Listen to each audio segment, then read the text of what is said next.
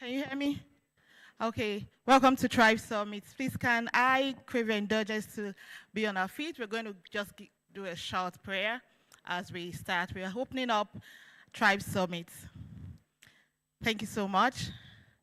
I believe we are here for something very, very important. We are here to, get everything we could get from Tribe. So as we pray, Father, in Jesus' name, we thank you, Father, for the opportunity to be here today as we gather here together in this Tribe Summit. We ask that your wisdom, your understanding, the knowledge from above will dwell with us in Jesus' name.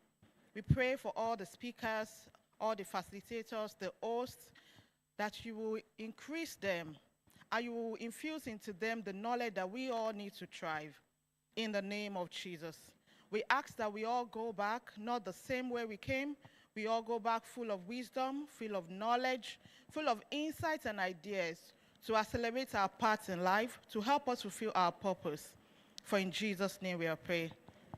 Thank you very much.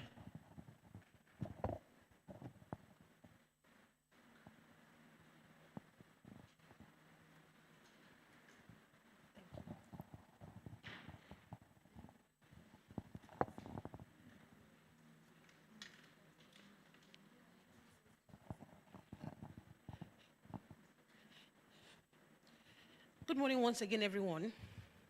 Good morning, good morning. Yeah, so welcome once again. We are happy that you're here. So we're going to the first panel session now.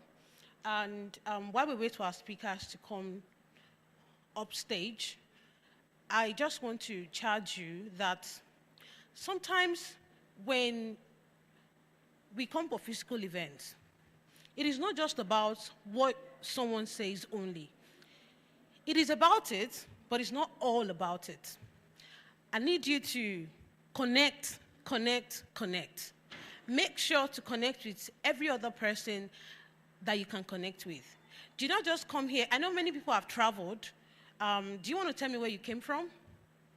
I know if you're in Leicester, don't say Leicester. Don't say Leicester. You're Nuneaton, okay, yeah? London. Nottingham, okay. Kent. Coventry. I didn't hear that. Southend on Sea. Yes, who else? Sunderland. Ah, yeah. Professor, you're welcome, ma. Where else? Sheffield. Where else? Anywhere else? If you came from Leicester, say Leicester. So you're welcome, everyone. Welcome once again. And like I mentioned, please, do not just come here and go back the same way you've come. I want you to open your heart. I want you to open your minds. I want you to receive everything that our speakers have in stock for us today. I'm telling you, because it is not just about the information. It's about the transformation. Because I don't want you to come here and all you have to say about the Thrive Summit is the attendance you marked. Let it not be that all that there is to it was just the attendance, all right? So open your heart. If you have any questions, you can always raise your hand and ask questions. So we go to the first panel session, and can I make welcome Adeola for the panel session 1.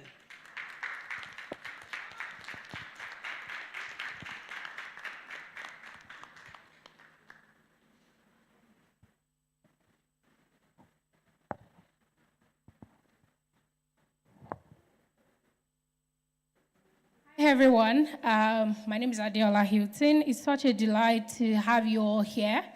I know you're very excited about the event as much as I am, right? And there's a reason why you're here in the first place. There's something you saw about the Thrive event that brought you here. And, we have great and amazing speakers here that we're going to be having on the panel session. So the first panel session, the first person we'll be having on the first panel session is Mrs. Grace Moronfolu, the Director of Carbonado Consultancy. Please make welcome. Right. Yeah, you can go back. All right, and the second person we'll be having is Dr. Fumi Obembe, the Head of Technology, University of Northampton. Lovely having you, Ma. And then the third person we'll be having is Daniel Foley, the entrepreneur, business coach, and founder of SoftLink AI. Amazing. And finally, the last person we'll be having on this first panel session is Philip Oladejo, the Group CEO, the Global Business and Author Award UK, the Global Business School UK. All right. I see. Yes. All right.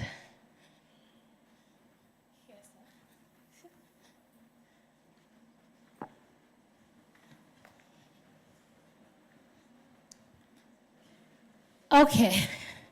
Good morning once again, everyone. We hope to have a very fun time here, answering some beautiful questions that we have for our panelists. Okay, so the first question would go to Mrs. Grace Moronfolu, Ma, right? Okay, start, all right. So effective communication is essential for career success. We all know that. And my question to you would be that how can African immigrants adapt their communication style to align with British norms, especially when it comes to tone, body language, and formality? Well, good morning, everybody. It's a real privilege to be here speaking to you about business etiquette. I think a lot of the time we take it for granted that because we can read English, our certificates are in English, we've got our masters and our PhDs, that it's going to be seamless and easy to integrate yourself into the British workplace. Actually, it's quite difficult. And it's interesting because in the UK, they have training for UK businesses to understand how to integrate us. They call it cultural intelligence. But we often take it for granted that people are going to understand how we communicate with them, but actually we have to do a lot of work to understand how we can assimilate ourselves into the business space. One of the first things to understand when you're in a business space is it's just a microcosm of the real world. It's exactly the same as being in the real world. You're going to get people who are going to be your allies, and you're going to get people who are going to do everything they can to ruin your opportunities in that business environment. And you need to think about that very carefully. So, also, in addition, we often think as Nigerians, and from other African countries as well, that British people have no culture. This is what we tell ourselves. Yeah. They have no respect. These are the things we tell ourselves when we're in Nigeria, when we're in our communities. But actually, they do have a very, very strict culture. They do have very, very strict hierarchical systems within the office and in communities that we might not see or perceive. Policies. Yes, well, policies and the way you behave. Right. Like in Nigeria, we call each other, we give respect to each other, especially with age. We say auntie, uncle, mommy, ma. Mm-hmm. Whereas when you're in the office environment, in England, you don't use that kind of term. They call people by name. However, even if your director says, oh, his name is Fred, there's a way you speak to him that shows you're giving respect. And you often see people, immigrants, from different parts of the world, not understanding the nuance of the office environment. Right. Now, the first thing I want to say, very important, when it comes to nuance and office communication, is the easiest way to insult people in the UK is by turning up late. Right. We might think, oh, it's just being a few minutes late, doesn't really matter. But actually, for the English community, even though it's not said, it's a huge insult. It means you're wasting their time, you have no respect for their agenda, so arriving early and being prompt is so important, whether it's with your physical self or with your reports, the work you've been given to do. Make sure it's submitted on time, even if you can, a bit earlier than the deadline. All right. So you're saying African time is not allowed? It's not allowed at all. In Right. fact, it's one of the biggest things that can kill a career. Right, right. Also, in relation to our tone, the British culture is very understated. Now, compare British culture to American culture. American culture tend to celebrate success. In England, my perception is success isn't readily celebrated. They're very, I'll use the word modesty is what glues everybody together. And there's nothing worse than a new member of staff comes in. I'm talking about a new African member of staff. And the first thing they say is, I have a PhD in da-da-da. It really puts everybody's backs up. What you have to do is show your PhD has value by the way you conduct yourself and the output. You've got to be very, very subtle with your achievements. It doesn't mean you have to completely, lower your, dim your light. Yeah. But you have to approach things very, very strategically. When it comes to body language as well, the British business environment is very, we're very moderate with the way people interact with each other. There's no big hugs. There's nothing English people find more jarring when you come there. Morning, everybody. Hey, give me a hug.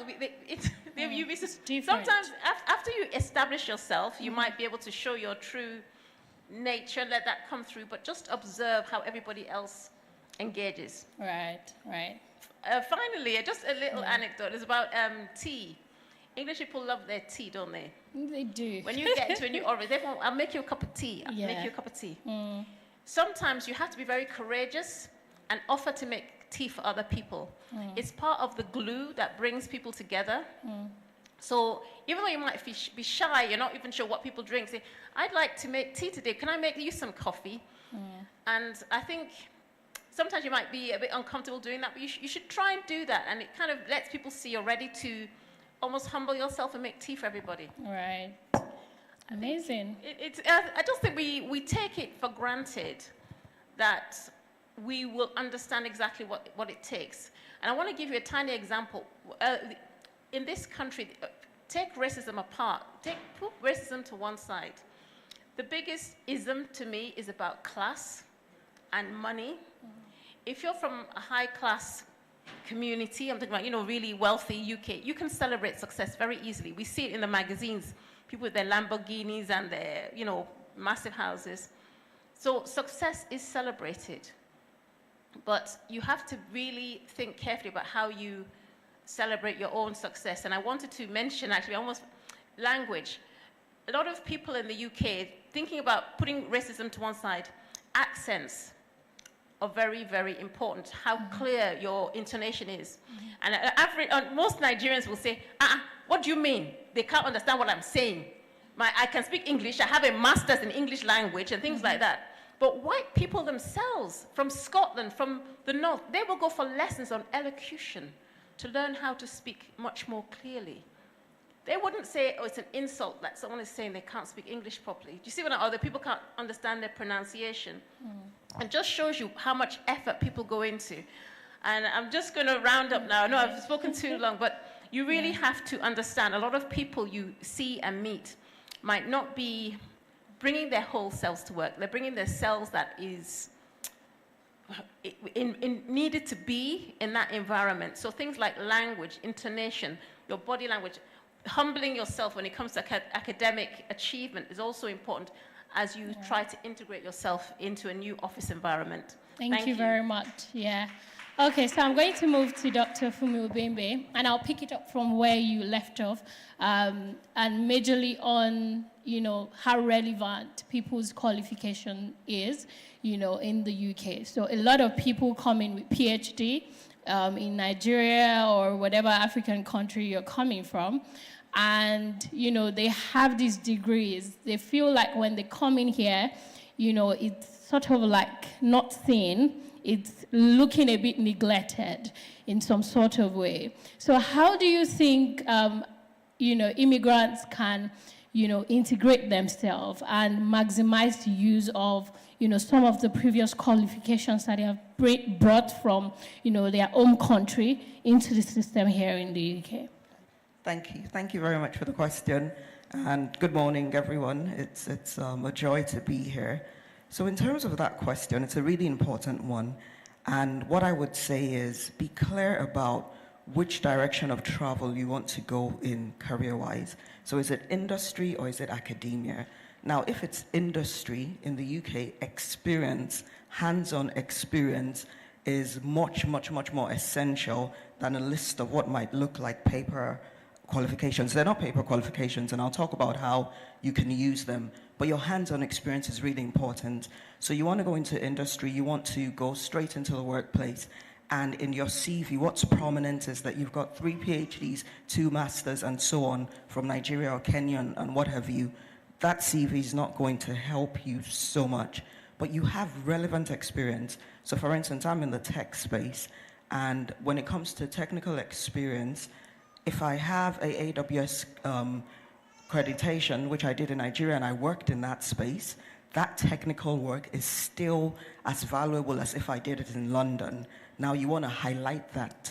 If you wanted to go into academia, now in academia, those qualifications, that PhD, the research, associate work that you did and so on is important, and you want to showcase that. So how you craft your CVs. Sometimes you see CVs from people who have recently migrated, and without anyone telling you, you know, because you would see a CV that has date of birth, married, home address, this and that, and straight away that CV looks odd to somebody who's looking at it. So make sure that you're, when it comes to networking, getting somebody to mentor you, getting somebody to have a look at that CV, really, really key. Sometimes people have what it needs to get the job, but they're not presenting themselves right. So the first thing that presents you to a potential employer is your CV. So make sure you get it right. So that CV can open the door, but then when you get to the interview, you have to make sure that you keep the door open. So again, know your direction of travel. Sometimes people will craft a CV and think it's a one-size-fits-all. There's no CV that's like that. Tweak it. What's your direction of travel? What's the focus of this job? This job needs these particular skills. Does my CV shout out those skills? So really, really important. The other thing is sometimes people come with skills that are very relevant, but they're almost apologetic about it. So I have this experience, but it's from Nigeria. I'm international, look, I'm global, so present yourself that way. It makes a difference. A lot of things are just about how you package them, and that makes a world of difference. So that's why you would have 2 people in the same office, for instance. One is way, way, way more skilled up, but when it comes to promotion, the one that seems that they have nothing is just going up and up and up because they're presenting themselves in a certain way. They're networking. I'll give examples. I know a number of people, so I work in education and so on. I know a number of people who have come from abroad, and the jobs that they got, really good jobs, are because they put themselves out there. What do I mean by that? They looked on LinkedIn and they looked for people who were doing the jobs in the space that they want to get into, and they reached out to them blindly. Now, not everybody will respond to you, but there are people that would respond to you. There are people that I mentor that I have never met in real life. They reached out to me. So again, put yourself out there, get people to check that CV for you, do trial interviews and so on. And you also have people who that's what they do in terms of work-wise, and you might want to invest some money just to bridge the gaps between what you have and what you need for that role that you're looking for. So don't discount what you have, but look at what you have and then be very clear. What's the direction of travel? Where do I want to get into? Don't be that person that it's like, if I can just get into anything, you probably won't make much progress. Be very clear, direction of travel, and then get into a network, get mentorship, get allies that would help you in that direction, whether it's free communities or if you have to pay some money just to bridge that gap. Amazing. Networking, very, very important. Okay, so we'll pause a bit on career and then we'll jump a bit into business. So this question is to Mr. Philip Oladejo. Okay, so let's start with Daniel Foley, sorry. Yeah, and So we'll start with Daniel Foley a bit. Sorry. Yeah. Okay, so you started Softlink AI. You've done quite an amazing thing with that. And one of the things that I've sort of been working with African Caribbean business owners in the UK for a while. And, one of the things that I've seen that is sort of common is, when they want to delve into business, they are sort of like scared, taxes, they are a bit, careful here and there. I hope, UKVI is not watching me. There is that a bit of concern here and there, as to, especially when they're just starting out, like small business owners. So what would you say would be your advice to this category of people when it comes to running their own business in the UK? Some of these people are top professionals in Nigeria, in Ghana, in all these different African countries. They're doing pretty well. They've established quite a large, organization. But they come in here and then they just they don't understand the system as regards to business. So what would you say is your advice to them? How would you, speak to them as regards to gaining their confidence and how the business world works, compared to how it works back home in the home country? Oh, thank you very much. Good morning, everyone. Okay, that's a very important question. A bit tricky to also answer, but I'll try. And yes, I also, when I speak to people and I interact, I get this question as well of, how do I start a business? And you find out that there are different things holding people back. And some are actually quite valid and legit. So let me give an example. Depending on the visa you're on, you're not allowed to do business or you're not allowed to register a company, so I'll speak about that and then we'll go to other things. So I always say to them that, look, the experience that you have is actually valid and relevant, right? Like the two speakers have said, what you have done in life matters, and it's global, right? So let me give an example. If you were a cake baker or you're a photographer anywhere in the world, if you've got a good camera, you've got the skills, you can take the picture of anyone anywhere in the world. If you can bake cake somewhere else, as long as you have oven and you have the correct ingredients, you will bake cake anywhere. Do you understand? So those skills are global. So understand that the nature of what you do, the value that you deliver is global. Now, a few things would be, first, your character and understanding the culture and understanding the new environment. And every business does this, even the biggest business, Samsung, Apple. When they enter into a new market, they learn about the market. What do the people want? How do you sell to those people? Because different cultures and different people have the way they want to be sold to. Right, so you have to understand that, because in business, the most important skills by far is sales. If you can get customers, you're in business. Now, if you have limitations of maybe your visa, I always say to them, if you're earning less than £1,000 from any side income is allowed for everyone in the UK. So most times when you start a business, it's not going to get to £1,000 revenue every month to be something significant as to attract the attention of HMRC. In that case. So you can do a few things. If someone says, okay, come and make my hair for me, you can start acquiring customers, right, if it's, small, and then scale that over time because in the end, business requires time, and that's what a lot of people don't have, and I'll speak about that shortly, okay? The time, because in the UK, your recycle period is 30 days. What do I mean? In Nigeria, if you pay your rent once in a year, that's 12 months covered. Do you understand? So you have a 365 days recycle period. But in the UK, it's 30 days. All your bills is 30 days. Nigeria, if you do your car stuff, or even a lot of African countries, your documentation, some of your licenses and car insurance, you do it yearly and you're fine. So people can take risk. So someone can work for 3 months and then jump out of work and say, wait a minute, I'm even tired. I want to start something else. And spend 2 months just thinking of what they want to do, because they have a longer recycle period. But in the UK, the recycle period is quite short, and that's what scares most people, that, wait a minute, my mortgage, my bills, how am I going to meet up if I quit this job, right? And my recommendation for that is try as much as possible to do what you love to do.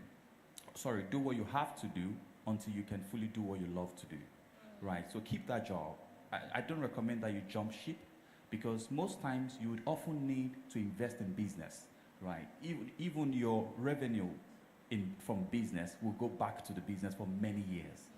So most businesses, these restaurants that you see, they don't turn profitable until 3-5 years. Yes, the average restaurant, even McDonald's. So if you start a McDonald's franchise today, don't expect to turn profitable until another 2 to 3. McDonald's is even faster. Yeah, 3 to 5 years. Exactly. So some McDonald's franchise will run at a loss in the first year, second year run at a loss, third year break even, then maybe fourth year see profit. You know, because it's a new location and all that. So you understand that dynamics in business and then keep the job and keep the business. Now, the time when you should quit your job is when you believe that a little more time into that business will give you a significant output. So say you're already at £1,000, you already have returning customers. And there are very interesting businesses that have repeat customers. Let me give an example. Hair styling. Nails is big business in the UK. Right. There was a certain day I went to an area in the city center of my city, and there are almost 10 nail shops there. Guess what? They're all booked. Like, I was looking inside. There were people seated on every seat. I'm like, is nail the only business here? So, you know, and I have 3 girls, so I began to think, wait a minute. And I know they like to paint and do all this, and so we might begin to look at something in that regard. You know, so those businesses have repeat customers. If you're into the food, if you're into food business, cake, photography, you know, your clients will return, which means that there's an opportunity to have recurring revenue, right, from each customer.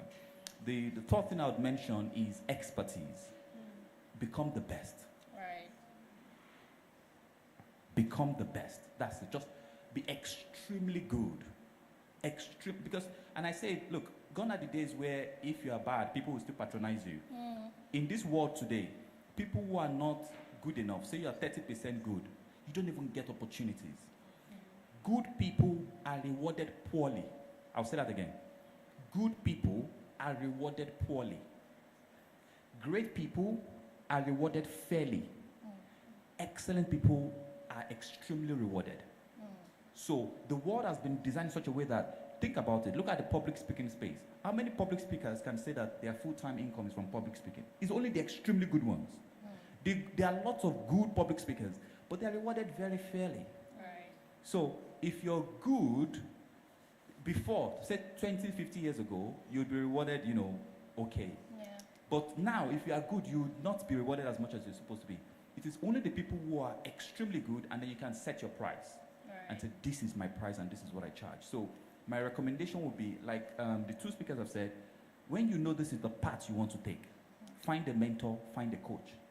That's the shortcut to success that I've seen. It has worked for me every time. Anytime I enter into a new market or into a new country, there are 2 things I do. I get a lawyer that is very good. I get an accountant, right? And I get a coach. That's my model. If I go to the US or I go to, like now, we're expanding to the UAE, I already have a coach that's been coaching me for almost a year on how to enter into the UAE market. I still had a meeting with her last week. So she's been speaking to me and guiding me. This is the blueprint. So knowledge is what, application of it is what, you know, brings this extreme result. So get a coach, get a lawyer, get an accountant. As an entrepreneur, you have to surround yourself with a solid team. You know, understand that you cannot do it alone. You need a team. A lot of us are trying to get things done alone, trying to figure out things alone. That's why it's taking time. And you don't have time. AI is coming, the world is changing, policies are changing. So the shortcut is get a coach, get a mentor, pay them. You've got to invest in your own success and then become good, build the skill. Then when you're extremely good, these things become easier. Amazing. Really good. Thank you. Thank you so much. So over to him. That was really, really amazing. Packed, very packed. Okay, so in your experience as the group CEO, the Global Business and Authors Award UK event, you do so well with networking and tapping into a broader global market. How did you do this? And how can African immigrants in the UK leverage strong professional networks as a game change for opportunities? Thank you for the questions, and I would say, you know, good morning to everybody here today. I'm Philip Oladejo. I'm the Group CEO for the Global Business and Authors Award UK, and also the Global Business School and the Philips Group, which deals with the property and investment. And I still work for the NHS as a senior building manager. I'm going to speak from the Nigerian point of view and also from somebody who's lived in the UK for 23 years. Everything they've said here today, please, I want you to take everything on board. And I say you are all important people, and you've made a great journey to be here, to this country. So you are not people who are just beginning. So you are, please, I want you to appreciate yourself. Appreciate yourself. You know why I said that? Because I like this lady say, yeah, appreciate yourself, absolutely. And I'm going to say this, I'm going to go to the business. For my business award, for over 10 years, I mean, most of the clients I have, they are from the States, from Canada, from different part of the world, which Mrs. Grace is aware of that. And Anu has been part of my events. How do I do this? It goes back to expertise, which my friend Daniel said. You know, back from Africa, when we do things, we just want to do things. Just do it. I don't do it that way. You've got to, because people pay for what they see and what you present to them. My programs, the minimum of my programs is 2005. That's the minimum of my programs. Because what I put out there, even for my design, is quality because of the type of people I want to attract. So if you are going into business as an immigrant, you've got to design, even when my glasses is part of my branding, my outlook is part of my branding. So when I show up in a place, people want to come and speak to me. I mean, I was at an event in Southampton on Thursday, and a huge event, and as soon as I walked in there, everybody wanted to come and speak to me. And I'm not just saying this because I want to just see these guys. I want to see these guys. I've come from, I'm a Nigerian myself. I came from the same place, we are from the same place. But at some point, I sat down, I said, what is obtainable in this country? What is it I want to put out there? How do I want people to prize me? So when I pull from my design, if you see my design, if you see my stand, my stage, you think, oh, wow. Because I want premium. So I want, when I walk into the room, that people want to come and talk to me. And so it has to do with perception. So we've come from Nigeria, we've got degrees, we've got masters. As Miss Grace said, divide yourself into two, and I explain. Do what you're doing now. I started off as a cleaner in this country 23 years ago. I moved on to, I've worked as an HR manager in this country, as a branch manager in this country. I've worked in top places, now working for the NHS as a senior building manager and running 3 different companies. How do I do that? So when you are doing what you're doing, put your PhD, your master's to one place. Do it in such a way that I am here just now to do this. Okay? So when I'm speaking to this lady, so I take my suit off. I wear trainers. So I want to mirror who she is. So because you're meeting with people who are not to your standard, but they don't know that. But you don't need to tell them that.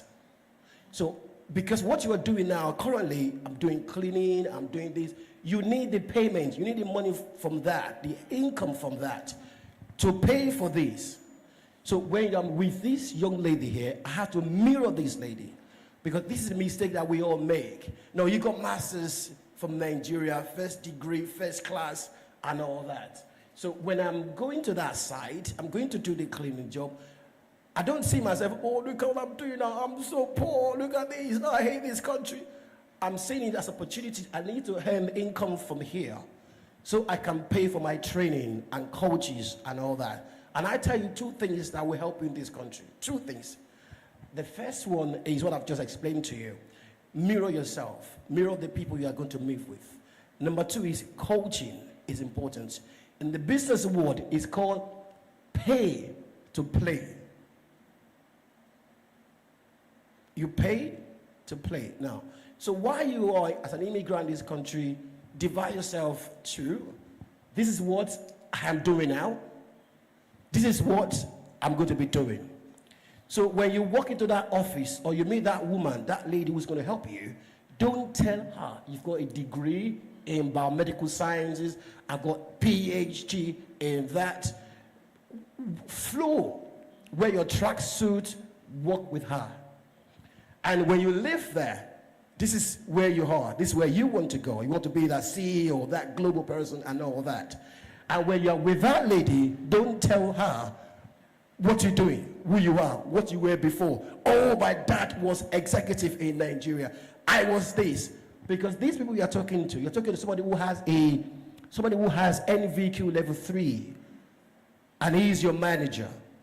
And you were saying to her, do you know, Jenny, I've got masters in marketing. I was working for Zenith Bank. You put that person in a very difficult position. And guess what? She is your manager, your team leader. She's that person that would tell the manager who you are. So if you're going to start as an immigrant, I know it's difficult. I've done it. I'm there. So you got to just put yourself into, this is what you're doing now. Okay, this is the job you're doing now. And don't see yourself, don't pity yourself, because we do pity ourselves sometimes. Oh, look at me now, look at me, oh, look at what I do. Do what you're doing now, and you're going to earn money. So go back to the business, is get a coach. Is very important. Find people who are doing what you are planning to do. Volunteer, it's very important. Why am I here today? Now, yesterday, I was in Cardiff for a business. A friend invited me to a big rugby networking event. How have I done this? I volunteer my times. My time, I volunteer my time. I meet with people. Like, Hanu, I do meet Hanu. 3-4 years ago, Hanu reached out to me on LinkedIn, and she came to my event in London about 2 or 3 times. And this lady, very brilliant. Where's Anu? Please let me to appreciate. Just appreciate this lady. She's doing amazing work. And David, your husband, let me to appreciate David as well. So what I'm saying is, as an immigrant, there are people who have done or who are doing what you are planning or aiming to achieve. Volunteer your time. Because this is what I'm saying to you. This man has got 30 years of experience in the UK. And you want to tap into that experience. You can't just ring him up and say, oh, Daniel, I want you to teach me this. Now, reach out to him. Say, can I give you 30 minutes of my time per week? Now, don't forget, when you are working for David, when you're volunteering with David, Daniel, yeah, David. So, Daniel, you are not just going to meet with Daniel. Your voluntary work is like a trade by barter. Indirectly, by the time you get to know Daniel, and you're working for him, you're doing something for him, you're connecting with him, you are connecting with 30 years worth of experience. Like, Daniel invited me this morning, and I should be home now. Also, I'm also a senior pastor of the church for 10 years. So I've got these things going on. So, and I'm not saying because I want you to go, this guy is hard. I'm just saying from that journey, 25 years. So meet with people, find a coach. Say, listen, I want to learn this. I may not be able to pay this now, but I want to volunteer my time. That is crucial. That people I've met in this country, and if I tell you, great people. Why? Because I mingle with them, I relate with them, I interact with them, I connect with them. So your business plan, everything, your ideas, let it be you finding a coach. And then volunteer your time and then work with them. Amazing. Thank you very much, sir. That was solid. Great. Okay, so I'm going to quickly jump to Mrs. Grace Moronfolu very shortly. And just in 2 sentences, you've actually, mentored quite a lot of people in your work and, in the things that you do. And, all the speakers have spoken about, either getting a coach or getting mentorship. There's somebody doing what you're doing already, as someone that has that experience that you want to get. And I think one of the major problems a lot of people might have is, how do I find the right mentor that I need? I know what I want, right?